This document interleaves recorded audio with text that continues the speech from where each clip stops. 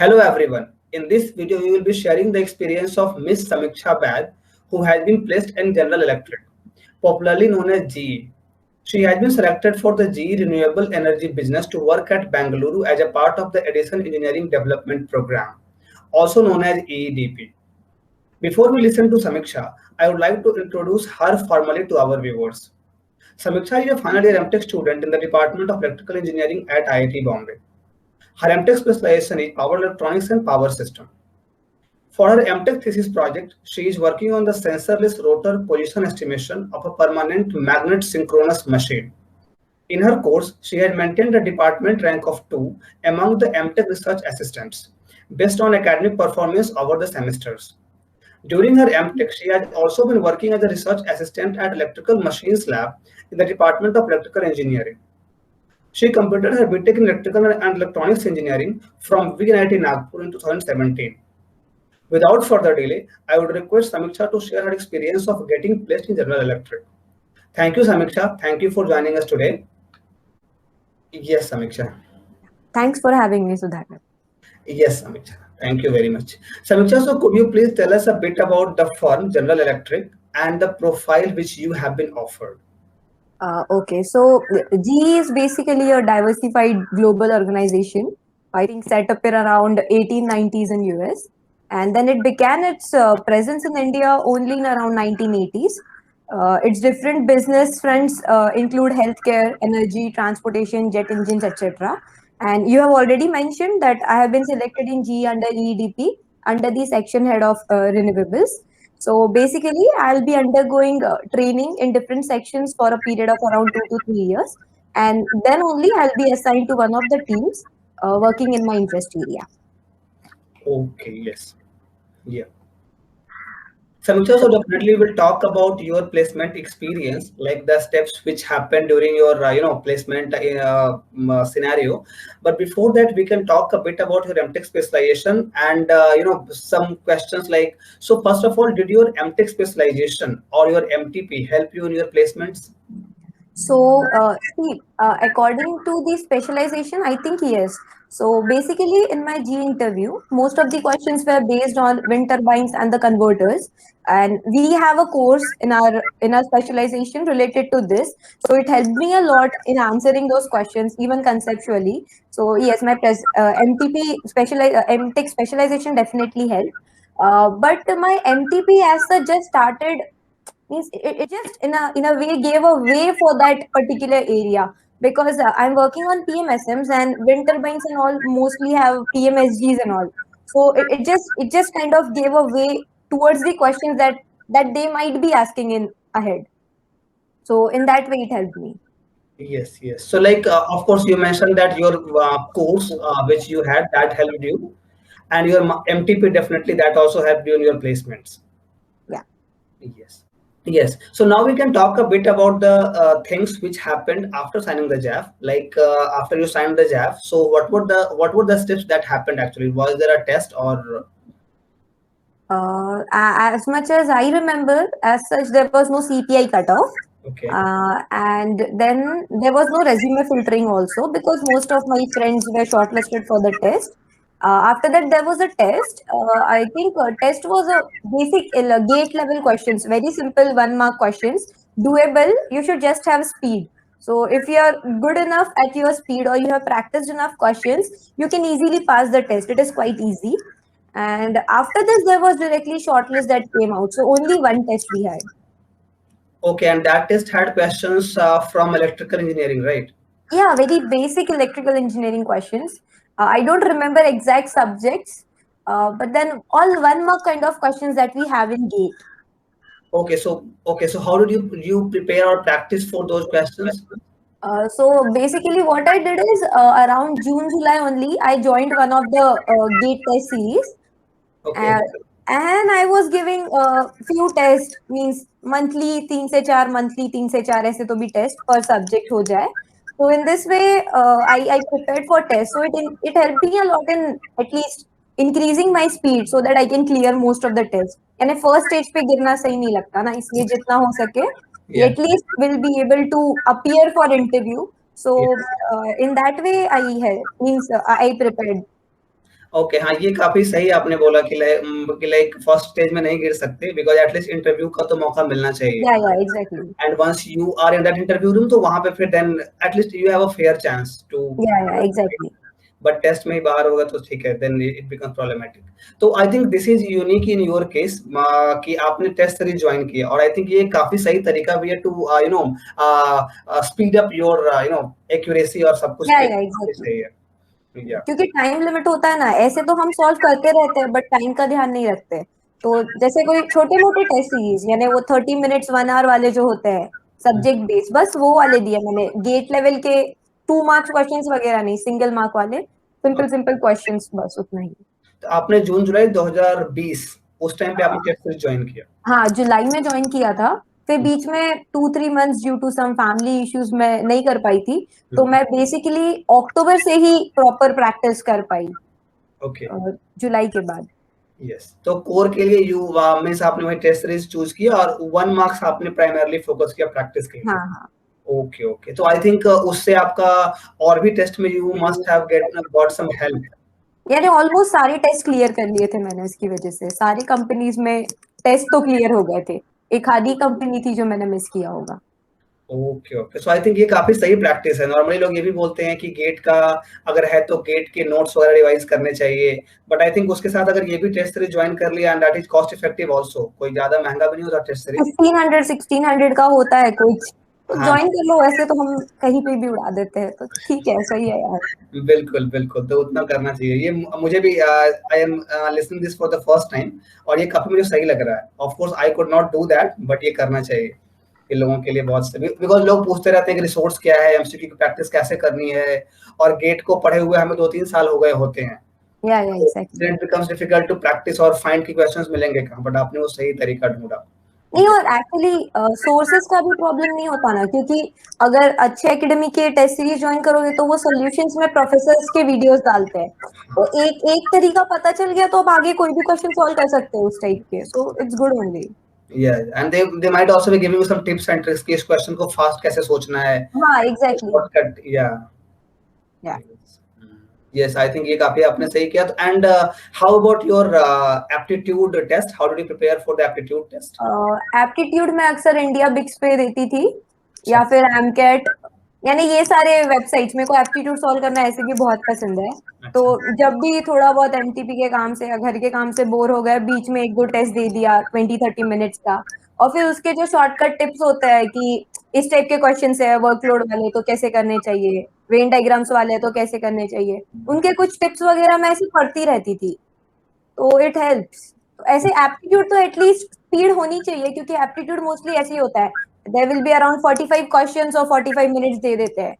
और एप्टी is like, अगर ट्रिक पता है तो 30 सेकंड भी नहीं लगते सॉल्व करने, पर अगर ट्रिक नहीं पता है तो 5 मिनट खा जाता है वो एक क्वेश्चन। हाँ, हाँ, हाँ। तो इसलिए फिर थोड़े बहुत ट्रिक्स वगैरह पढ़ लेने चाहिए, ऐसा मेरे को लगता है। यस, और आई थिंक टेस्ट देके ही हमें we also get to know कि हमारा स्ट्रेंथ क्या है, स्ट्रॉन्ग एरियाज हमारे क्या हैं और वीक एरियाज क्या हाँ हैं। Exactly exactly. तो ऑब्वियसली स्ट्रॉन्ग को और स्ट्रॉन्ग बनाओ और वीक को ऊपर लेके जाओ। तो क्योंकि मतलब बहुत सारे लोग ये भी कहते हैं कि इट्स प्रैक्टिकली नॉट पॉसिबल कि हम प्रॉपर एक बुक लेके सॉल्व कर, मतलब पढ़ना शुरू करें कि पहले ये चैप्टर पढ़ूंगा, फिर क्वेश्चन करूंगा, फिर पढ़ूंगा, तो that it might become monotonous. या टेस्ट दो, अपनी गलतियों को पता करो। या यस, समीक्षा।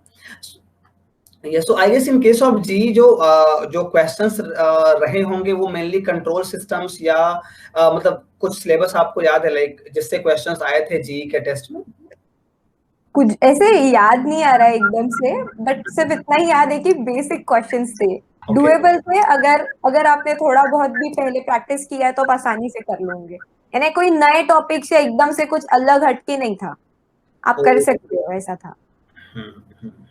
So we talked about the test and we also talked कि टेस्ट के लिए आपने प्रैक्टिस कैसे की, आपकी स्ट्रेटजी क्या थी, और ऑफ कोर्स मेंस टेस्ट की, ठीक है। और आपको याद है कि ये जैफ किन डिपार्टमेंट के लिए ओपन थे, जी का ये पर्टिकुलर जैफ?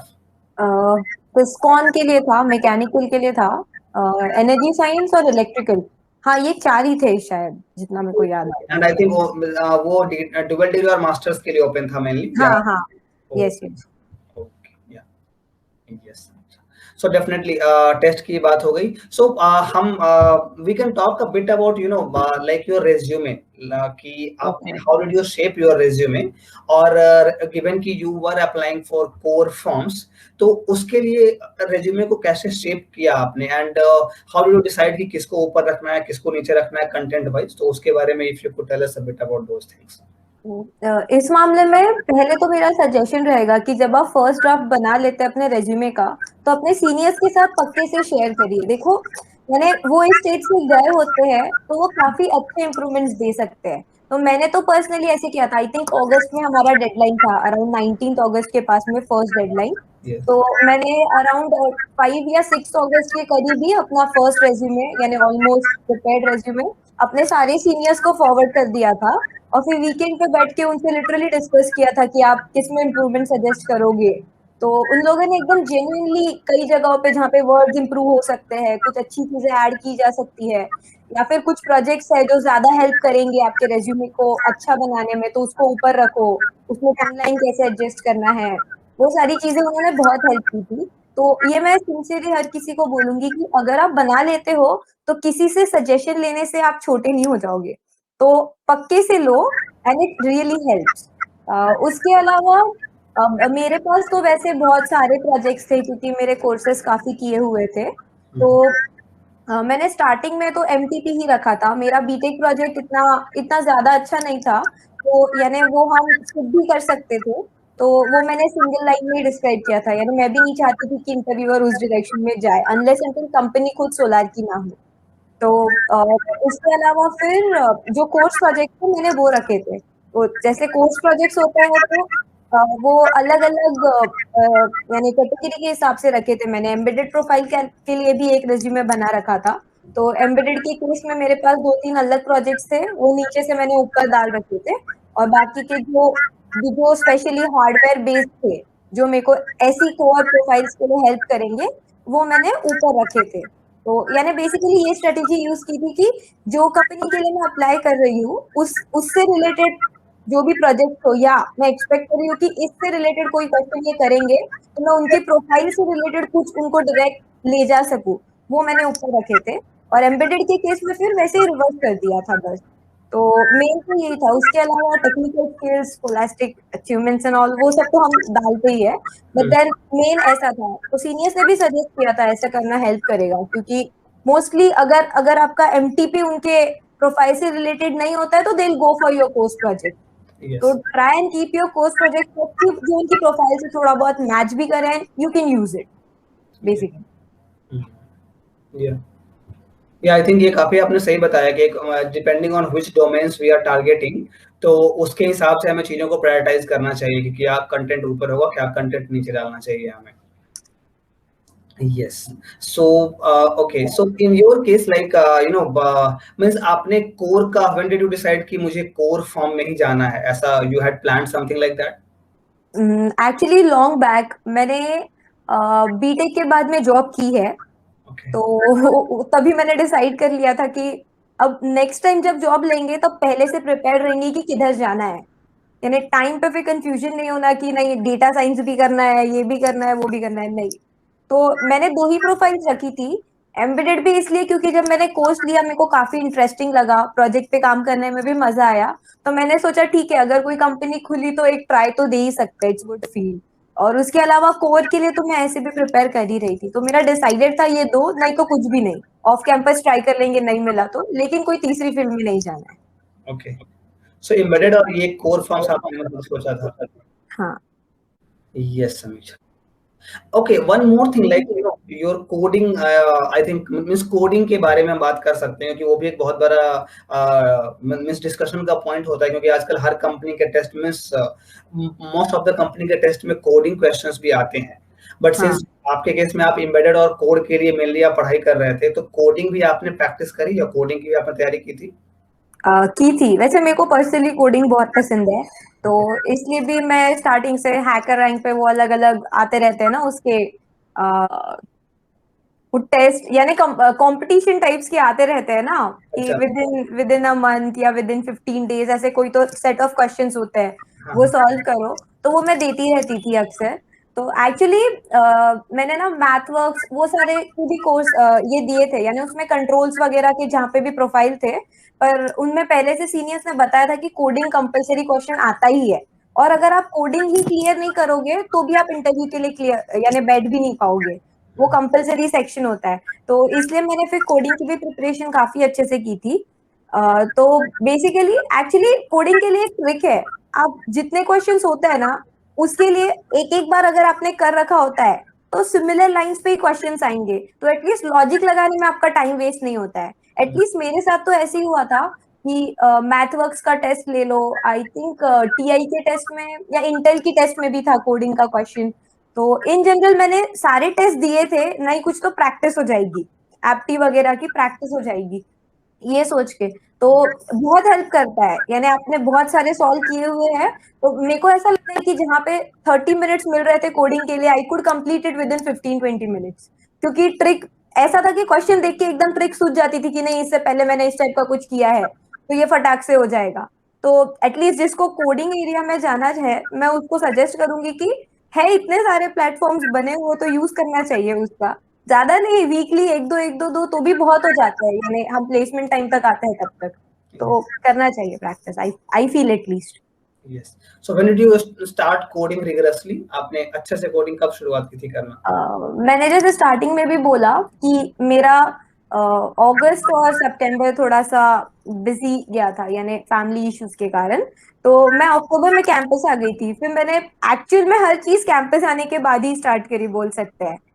तो कैंपस आने के बाद में मैंने कोडिंग वगैरह की प्रैक्टिस तब शुरू की, पर कोर की मेरी थोड़ी बहुत जुलाई में हो चुकी थी, जुलाई और मिड अगस्त तक के। तो फिर यानी जो आई थिंक हमारे टेस्ट अक्टूबर से ही शुरू हो गए थे, तो जो कोर के टेस्ट थे स्टार्टिंग में जिनमें कोडिंग क्वेश्चंस नहीं थे, उसमें वो मेरी पुरानी प्रैक्टिस काम आ गई। उसके अलावा साइड बाय साइड में कोडिंग करती थी, तो वो प्रैक्टिस भी आ गई साथ में। और उसके अलावा हमारे कॉलेज में जो कंपनी टेस्ट लेते हैं ना, सॉरी कोडिंग टेस्ट लेते हैं इंस्टीट्यूट लेवल के और डिपार्टमेंट लेवल के, तो वो टेस्ट भी मैं सारे देती थी, यानी प्रिपरेशन हो या ना हो टेस्ट दे देना, कम से कम एक क्वेश्चन का आइडिया आ जाता है, तो वो भी मैं देती थी, बस उसी में प्रैक्टिस हो गई। Yes. Yeah. Yes, so I guess means आपने काफी कम टाइम में बहुत सारी चीजें आपने कवर की, तो maybe the reason behind this कि यू स्टे फोकस्ड और आपने प्लान करके रखा था कि मुझे ये सब चीजें अच्छे से करनी है, लाइक आपने कोर की प्रैक्टिस की, कोडिंग की भी आपने प्रैक्टिस की, एंड आपने मेंशन भी किया कि अगर आपने क्वेश्चन पहले देखा होता है तो फिर अगली बार क्वेश्चन आता है तो समझ में आता है कि ये मैंने पहले किया हुआ, तो I can apply the same algorithm और उसके अकॉर्डिंग हम लिख सकते हैं code. Yes, Samiksha. So, Samiksha, then I think we have covered the things which happened before the interview, and I think we have also talked about a lot of other aspects